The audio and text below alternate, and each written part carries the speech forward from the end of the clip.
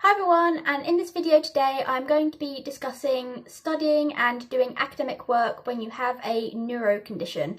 And these tips can be used if you have something like autism, ADHD, dyspraxia, PANS and PANDAS, or anything that can affect your learning basically. And some of these are things that I've researched, some of these are things that just work for me, and again, different things work for different people, so these are just some suggestions that might help others. So the first thing I wanted to say is work smart, not hard. What I mean by that is you could go and read many pages of a textbook and not absorb any of it, especially if you have visual processing issues, but a lot of us don't really remember it anyway. So what I mean by work smart, not hard is find what you need to do most importantly and make it smaller. For example, in my GCSEs, I did not actually read the book in my English exam that you are meant to read. I used Sparknotes and managed to get the quotes off there and find the general meaning so that I could put it into the question and pass the exam without even reading the book. Because in class when they read out the book, I'd get distracted and then I ended up losing the book that they lent me for a while and I just didn't read it. But you can use online resources such as Sparknote or Bitesize to get some quotes or some general information and facts that you can memorise more easily. And also, for example, just know what you need to know. In my English exam, there was loads and loads of poems. They said you had to memorise them all, but actually you could easily, I think there was just a few poems that you could easily compare to whatever one they gave you in the exam, because what happened was they gave you one poem and told you to compare it to another, but you had to memorise the others. But you only needed to actually memorise a few. So just do what you need to do and remember what you need to remember rather than trying to cram loads of unessential information. Number 2, some people might have difficulties concentrating and focusing or visual processing issues that make it really difficult to read something on a phone or absorb what you're reading, comprehend it. I had this issue quite a bit with my suspected PANDAS and PANS flare, and either I'd try and read and nothing would go into my brain, it wouldn't process, or I'd be so hyperactive and unable to pay attention that I just could not read it. I would try and skim read it and miss everything. So my phone has an accessibility option where you can put that on and you highlight what you want to read and it will read it out to you. And that helped a lot because when the information was going in by listening, I was able to process it better. And that could be an option for some people, doing it in a way that works for you if you struggle to, if you have processing issues or if you struggle to focus or comprehend what you're reading or anything. Number 3, move around. Sometimes moving around is the best thing you can do. For example, obviously you can see I'm rocking back and forth right now. I cannot be expected to sit still. And this is the same for many people with neuro conditions. And if we try and stay still, we just can't focus. And quite a lot of the time I have something in my hands. Strangely, I don't now, but I am still moving my hands a lot. But move around because, for example, when we're in lockdown, I couldn't really focus when I was doing my online college work. So I just went around the kitchen and I was like running up and down the kitchen and then going back to the laptop to try and do my work. Because sometimes you have to move around to be able to focus because your body needs that stimulation in order to function, really. And also sometimes let yourself stim as much as you need to cope with anxiety or anything as well. Because with the moving around, sometimes it can sort of help you process things with sensory input as well. And let yourself fidget, because for me, in class, actually, I often doodled a lot. Most of my workbooks are filled with doodles, but thankfully they were understanding of this, and I do, again, I've got something in my hand again now, but I do spend a lot of time fidgeting, and I also have stones that I fidget with. They're sort of like worry stones, but textured, and those help because otherwise I simply cannot concentrate on anything. Some people might sit on a beanbag or an exercise ball because it allows them to move around because they cannot focus or process things if they are sitting still. And sometimes our bodies feel so understimulated yet overstimulated, and we need to get rid of that understimulation so that we can just focus and do the work. Otherwise we feel a bit everywhere and scattered. And sometimes you can have sensory breaks as well. For me, if I'm struggling with something due to difficulty focusing, hyperactivity, anxiety, tics, any of the symptoms related to my Tourette's, autism or PANDAS PANS stuff, then I take a break and go in the garden and go on the trampoline. The trampoline has been an absolute lifesaver for me pretty much, because it's something that allows me to focus and allows me to get on with the day, because it only takes me a few minutes on that. It gets my sensory input going again, it gives my body the stimulation it needs and decreases any anxiety and stuff. And obviously you don't have to have a trampoline, but any form of sensory input, for me, I believe it helps with proprioception and vestibular input, but any way you can get sensory input. The swings was a massive thing for me as well. After college, I would actually spend hours on the swings because I was trying to process things. Some people might think that's a waste of time, but that was how I function. When coming home from college, I did have to go on the swing for a few hours because that is how I function, because I can't really sit still for that long. And some people might also exercise as well. Exercise can be very beneficial, also improves mental health because it releases endorphins, it's good for you, and again stimulates the body and can help you focus. Number 4, highlight things when reading. Now I have a thing where I can't read something unless I'm interested in it. Like, I don't actually read that many books unless they're about Tourette's or PANDAS and PANS, because I have tried to read books, I get a few pages down and then get bored and never pick it up again. The only way I can read something is if I'm highlighting it. So that can work reading any book really, but especially textbooks, if you're allowed to highlight them. That helps because you are actually engaging with it and doing something, and you kind of have a sense of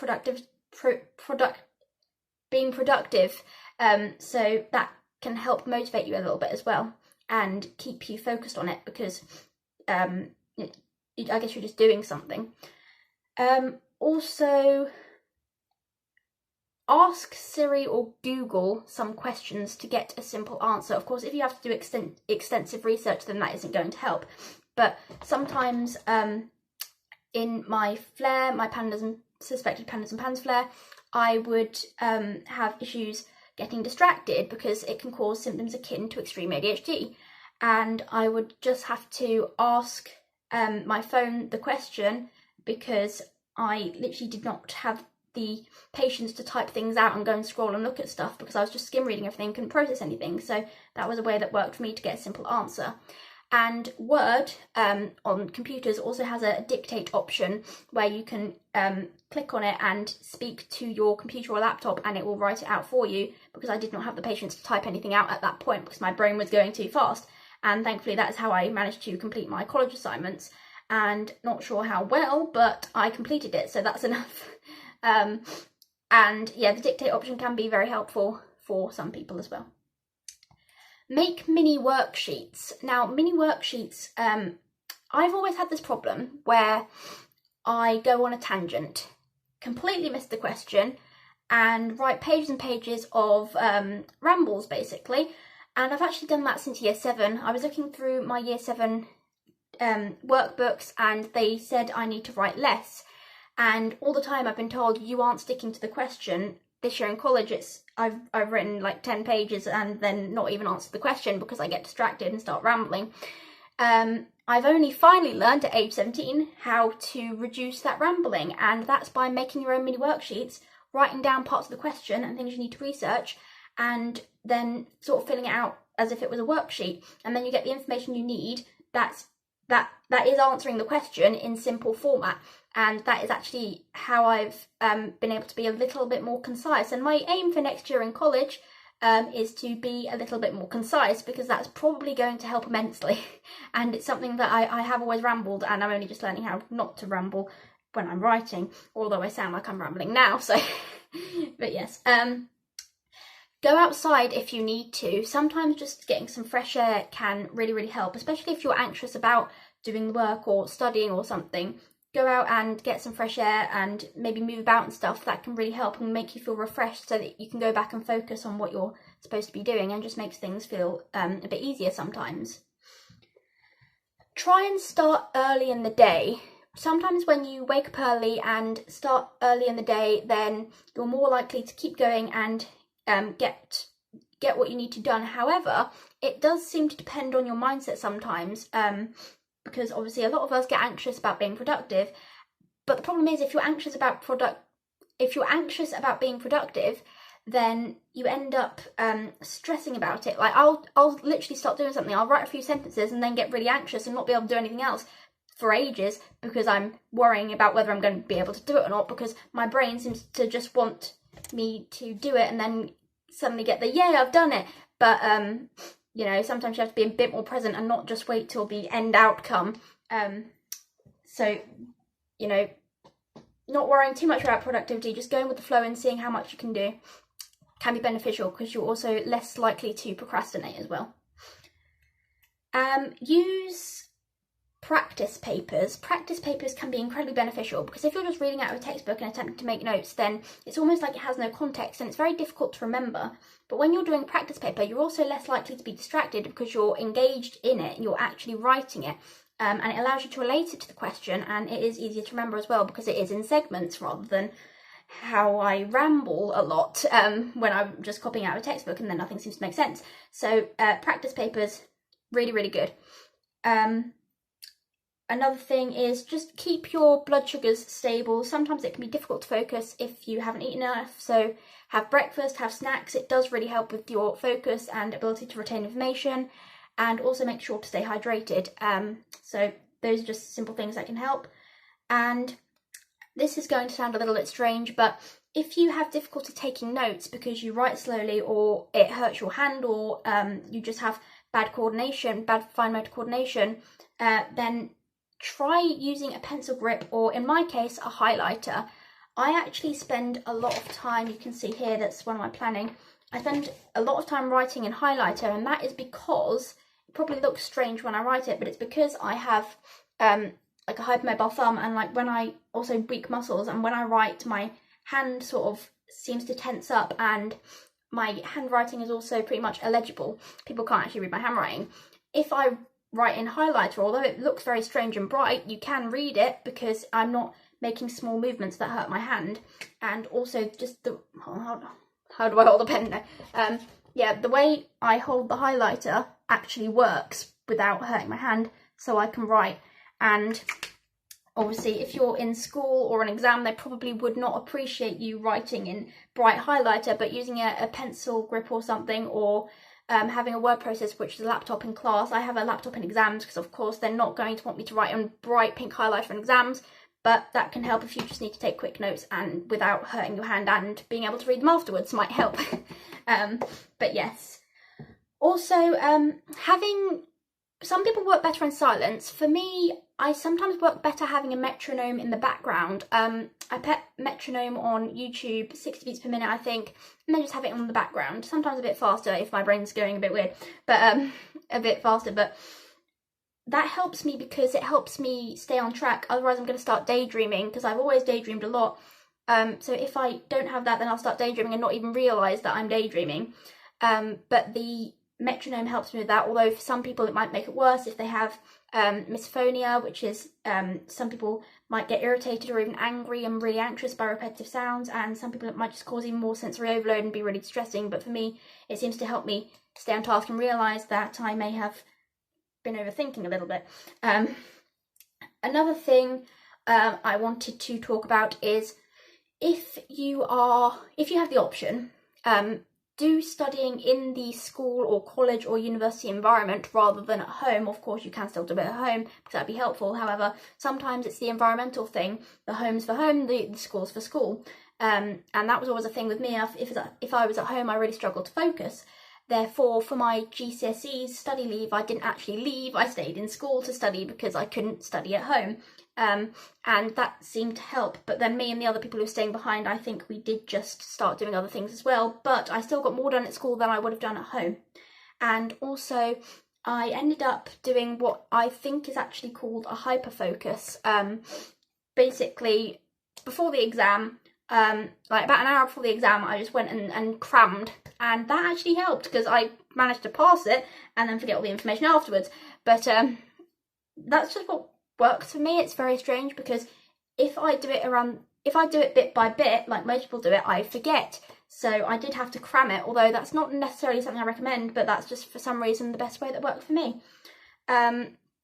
Also, if you are in school or college or university or wherever, and you want to, you know, function better in class, then sometimes it can help to avoid sensory overload. So you could, for example, try and stay in the library instead of the lunch hall, or try and just be in quieter environments or wear ear defenders or something.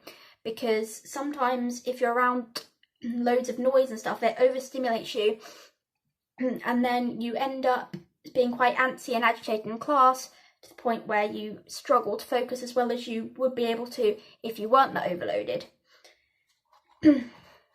Also, if you are studying at home, then I recommend cleaning and tidying the environment. I'm a bit of a hypocrite because I haven't tidied yet. However, sometimes when your environment's cleaner, it can help you feel more motivated to do stuff. It's more fresh and for some reason seems to refresh you. I'm not too sure, but it does seem to help when the environment's clearer. You just have more motivation to get things done, and you can do it easier.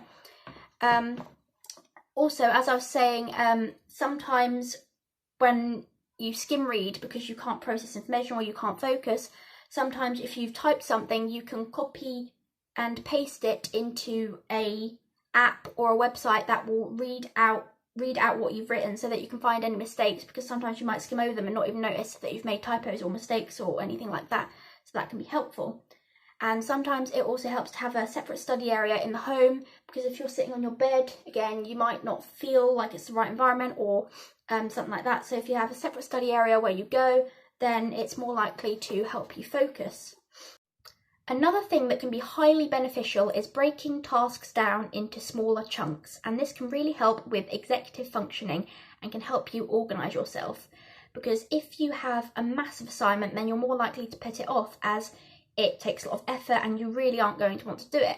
However, if you break it down into small chunks and say, I'm just going to do that bit right now, then it's easier to get done, and it's also more enjoyable because you're not stressing about doing the other things. Sometimes the uncertainty about how you're going to get the other things done is stressful, so just do one bit at a time.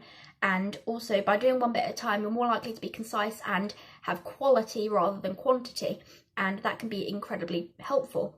Another thing is, remember to ask for support and use the accommodations you have access to in school, college or university, because thankfully these places can support students with these sorts of conditions, and having the support in place can really help, because you can get a mentor or accommodations that you need, and exam access arrangements are a big thing as well.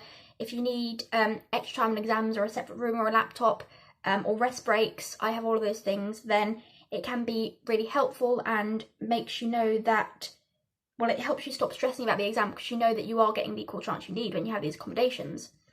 Another thing I wanted to talk about quickly is Google Scholar. Some colleges and universities use referencing. At my college we use Harvard referencing, and using Google Scholar is an easier way to get a study or article that you need rather than scouring through Google, because Google Scholar, which is a separate part of it, has the thing where you can click and copy and paste the referencing into your work references, and then you can easily search what you want. Not all of the things are free, because some of it's research papers and stuff, but you can get the information you need, go to the conclusion, see if it matches up to what you're trying to say, and then put it into your work, and that can be more helpful than going through Google for ages trying to find something that might work. Another thing is just, look after your mental health and well-being. If you don't pass an exam, then it's not the end of the world, because you know how much effort you've put in, and that is what matters the most. And you have to remember that with a neuro condition or any sort of condition, you're most likely working a lot harder than your neurotypical peers, and it's just something that you have to remind yourself, you've tried really hard, and if you don't pass, that's okay, because it really isn't the end of the world. A lot of people struggle, and a lot of people don't pass, and I also think it's important to say that don't compare yourself to neurotypical peers or peers who also have a neurological condition, because even others with conditions that might be the same or similar to yours, it affects everybody differently, and you know yourself how well you've tried, how hard you've tried, and that you've done your best. And there's also, for example, you can be proud of yourself for getting a lower grade in something you struggle with than a high grade in something you love. For example, I always really struggled with maths, and I passed maths at a massive surprise because we thought I wouldn't, and that was something that we were more proud of than English, because maths, we knew the effort, even though my grade may have been lower than expected for other people around me. So just celebrate your own success and don't compare yourself to others. And be sure to find ways to relax and reduce stress when you are studying or doing a lot of work, because that can be helpful. And some of those things that can help you relax include you know, mindfulness or grounding or Epsom salt baths or being out in nature or exercise or anything that works for you.